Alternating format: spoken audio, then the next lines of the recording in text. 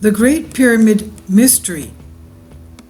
Today there are hundreds of pyramids still standing all over the world, from what we know of, but there are so many others that are still uncovered.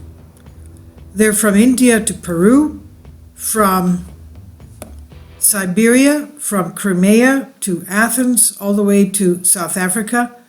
Cultures separated by the Atlantic, who supposedly never discovered each other's existence, built these great triangular structures, aligned them to cardinal directions, encoded them within them sacred geometry, mathematics, and used them as a sepulchre. As Keel says in Disneyland of the Gods, we know that pyramid building was once a universal practice throughout the world. Over 6,000 years ago, unknown peoples were assembling great pyramids in Mexico. Gigantic man-made mounds were constructed in China, Great Britain, North America, and on remote Pacific islands while the Egyptians were still living in mud huts along the Nile. And during World War II, pilots flying the Hump reported seeing one or more massive pyramids standing silently in isolated Himalaya valleys. Now, of the ubiquitousness and similarity of pyramids, David Hatcher Childress states, Mayan pyramids are found from Central America to as far away as the Indonesian island of Java. The Pyramid of Suku on the slopes of Mount Lowu near Surakarta in central Java is an amazing temple with stones, stele, and a step pyramid that would match any in the jungles of Central America. The pyramid is in fact virtually identical to the pyramids found in the ancient Mayan site at Uxuktan near Tikal. In speaking of the global civilization, Keel elucidates that the weaknesses of the current archaeological paradigm, all these things seem to be interrelated, as if they were once part of some great civilization, a common culture that spread throughout the world and then died. We have a reasonably complete history of the past 2,000 years and a half-baked archaeological reconstruction of the past 5,000 years. But there are so many gaps in our knowledge that most popular archaeologist theories really have very little to merit.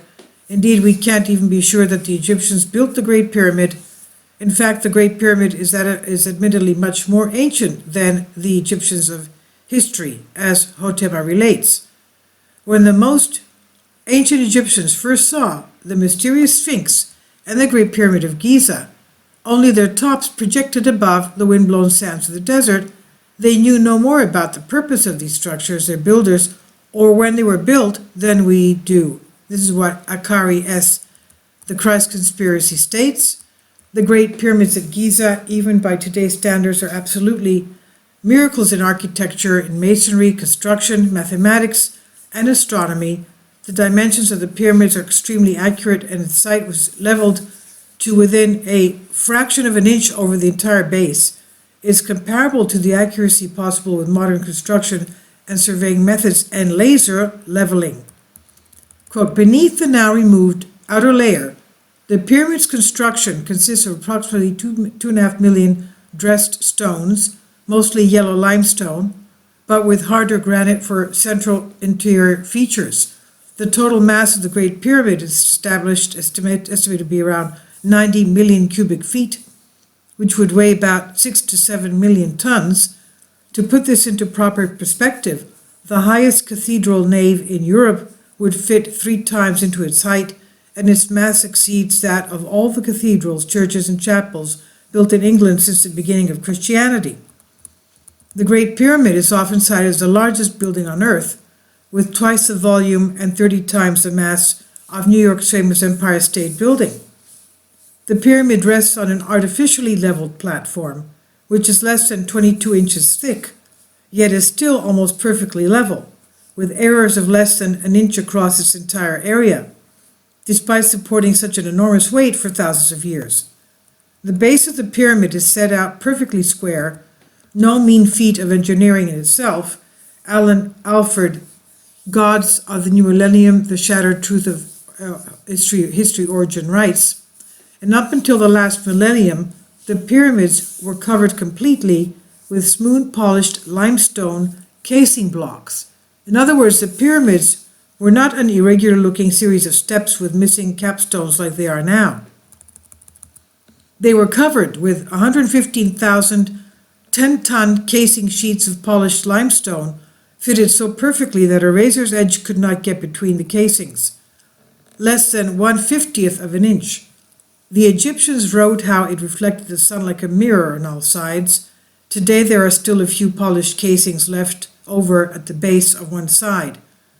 Quote, our first example of 20th century engineering in the Giza pyramids is the six-sided limestone casing blocks, which were polished and with precision, carved to fit perfectly with each other and the core stones, with joints measuring less than 1/50th of an inch.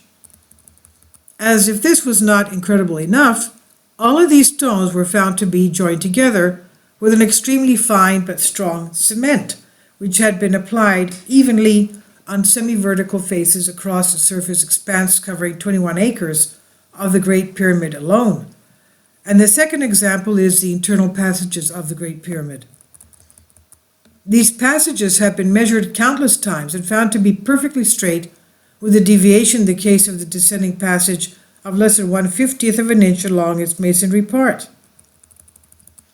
Over a length of 150 feet, that's incredible. If one includes the further 200 feet of passage bored through the solid rock, the error is less than 1/4 of an inch. Now this is engineering of the highest precision, comparable with 20th century technology, but supposedly achieved 4,500 years ago. Our third example is the machining of granite within the pyramids.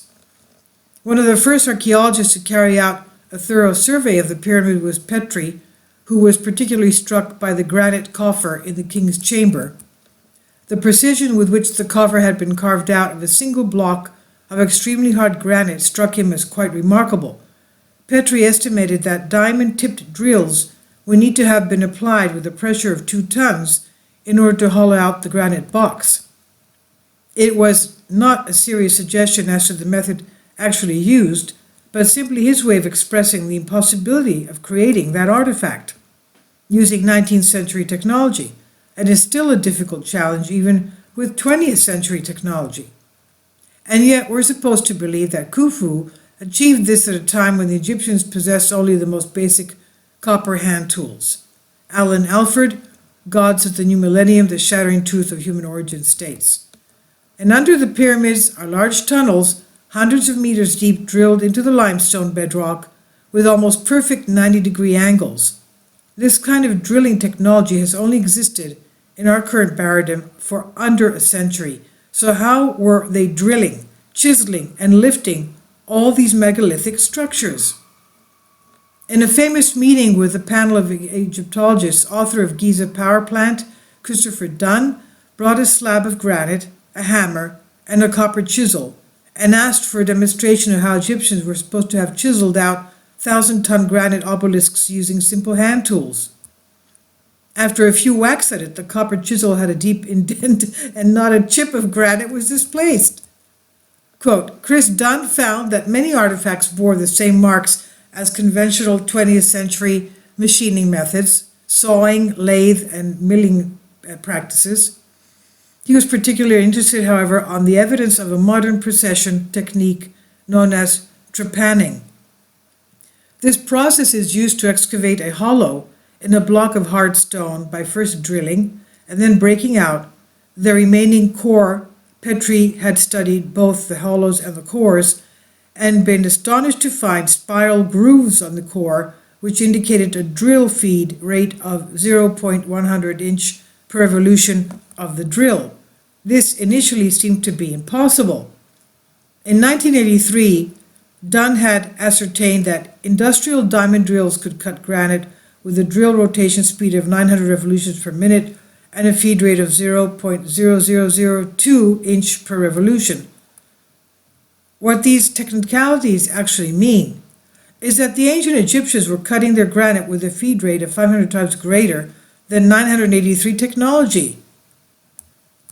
Quote, on the granite core, the spiral of the cut sinks 1 inch to the circumference of 6 inches, a rate of plowing out which is astonishing.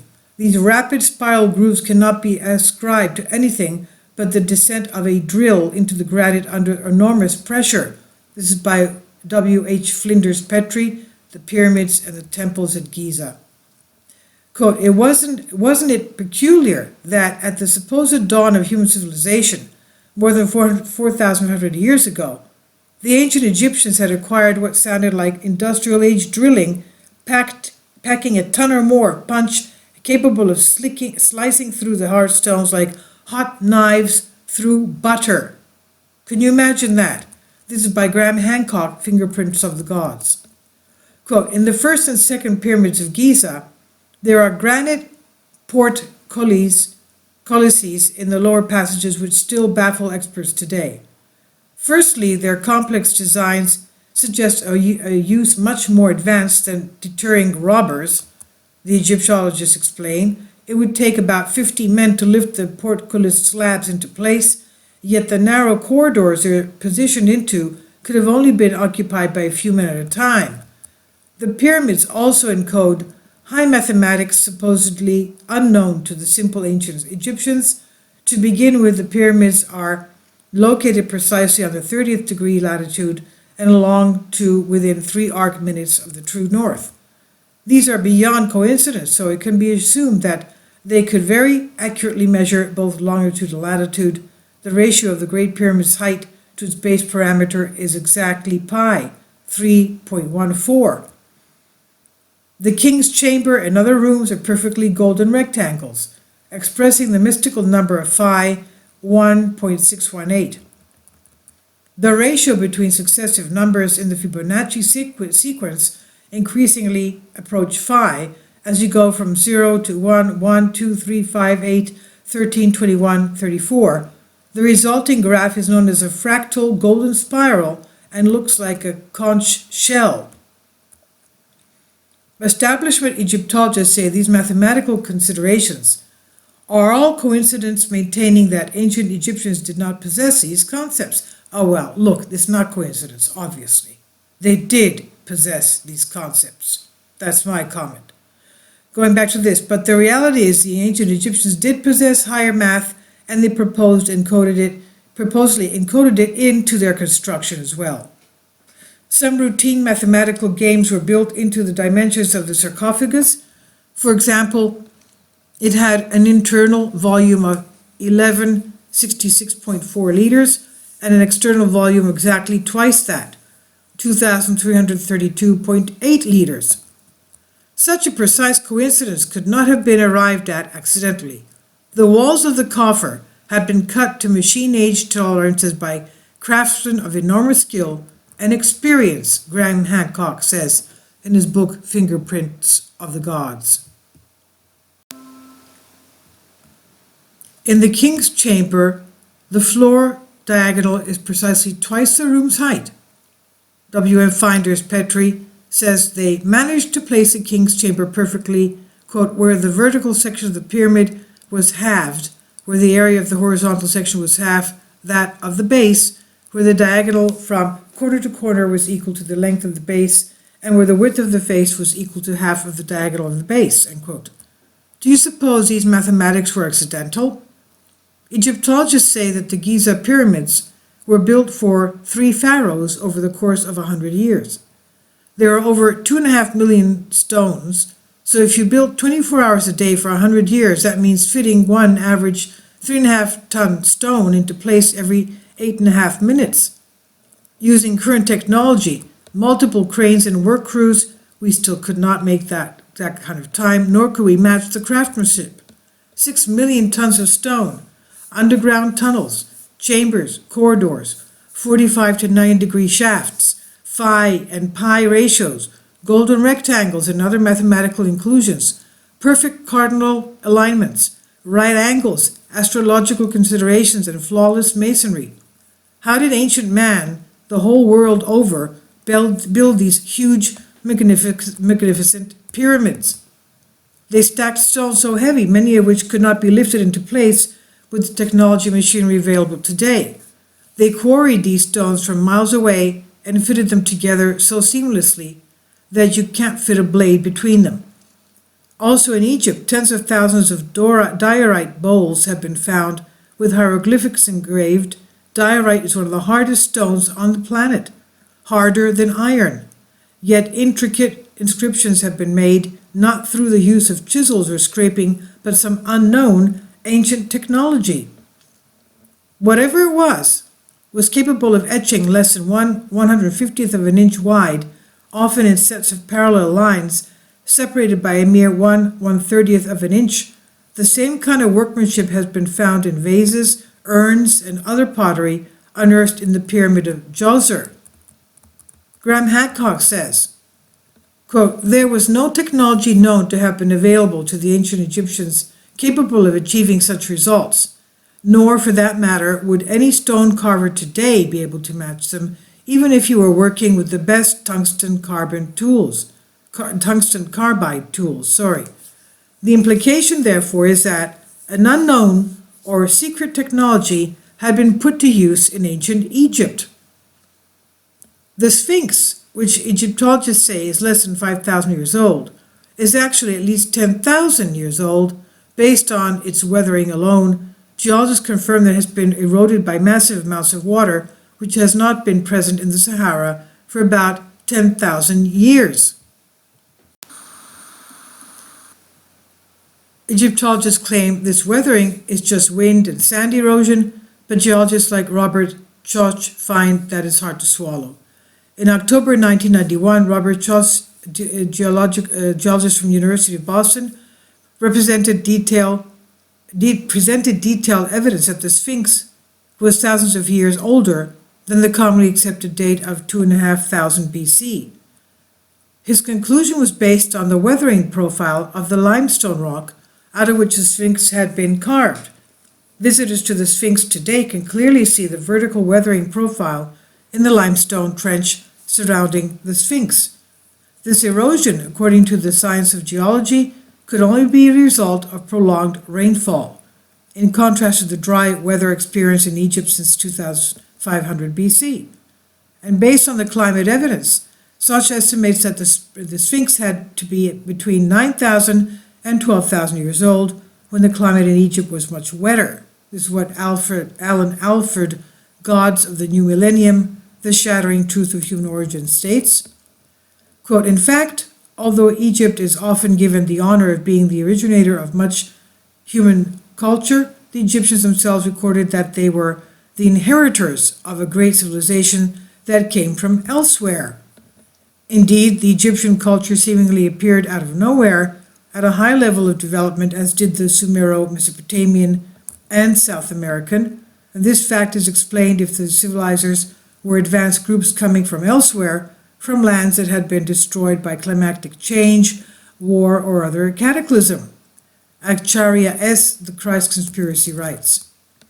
And then Tlachiatlepetl, the man-made mountain in Mexico, is a ziggurat 3 times the size of the Great Pyramid.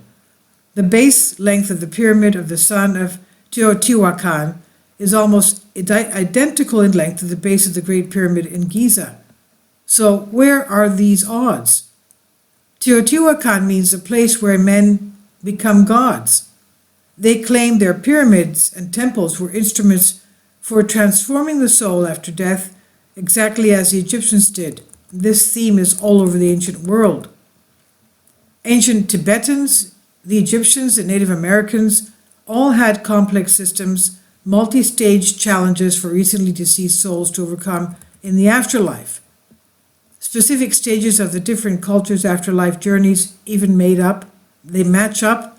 The Mayans and the Egyptians both believed in stellar rebirth, where kings, pharaohs, and heroes die and are reborn as stars.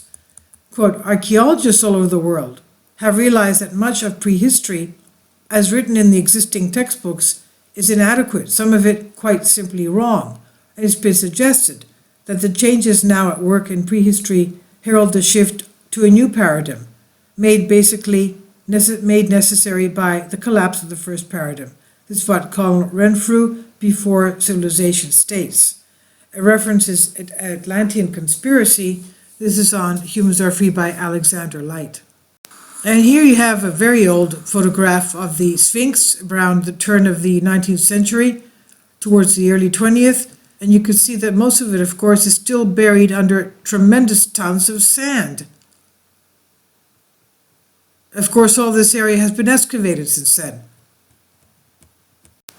And obviously, this must have taken place because of some global catastrophe, some local catastrophe bringing tons of sand over this. It was either a flood or perhaps even some kind of a volcanic eruption.